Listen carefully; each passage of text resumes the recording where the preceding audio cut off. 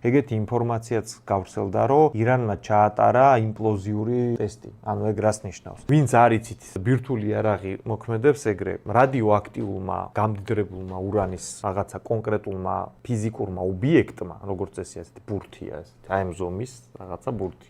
მაგან უნდა მიაღწიოს კრიტიკულ მასას. იქ უკვე უნდა წავიდეს ჯაჭვური რეაქცია და მაგას ვეძახით ატომურ აფეთქებას. ამ კრიტიკული მასის მიღწევა ხდება შემდეგნაირად. აი ამ ბურთს, ამ რადიოაქტიული მეტალის ბურთს გარშემო აქ ასაფეთქებელის ესეთი მეორე ბურთი აკრავს. ძალიან პრიმიტიულად ხსნი, მაგრამ ატომური ბომბი ეგრე მუშაობს და ერთდროული დეტონაციით ხდება ამ შიდა ბურთის დაპრესვა აფეთქების შედეგად და ეგრე აღწევს ეს კრიტიკულ მასას და ხდება მერე ბირთვული აფეთქება. ანუ გარედან ეს ასაფეთქებელი, ეს არის ეგრეთ წოდებული იმპლოზიური, ანუ დასაწნეხი აფეთქება, რომელიც მერე იწვევს ბირთვულ აფეთქებას, იმიტომ რომ კრიტიკულ მასამდე მიყავს და ირანმა როგორც ჩანს, აი ამ გარე, ანუ თვითონ ურანის გარეში, აი ამ გარსის, იმპლოზიური ასაფეთქებლის გარსის ტესტი ჩაატარა და ეგ ნიშნავს, რომ ანუ თუ იმ ეტაპზე ხარ უკვე მისული, რომ აი ამ მოწყობილობას აწყობ და უბრალოდ შიგნით ურანი უნდა ჩადო, შესაბამისად გამდიდრებული და უკვე ბირთვული ბომბი გაქვს, ეგ ერთ-ერთი ტრიგერი აღმოჩნდა, როგორც ჩანს, რომ ეს ოპერაცია დაეწყო.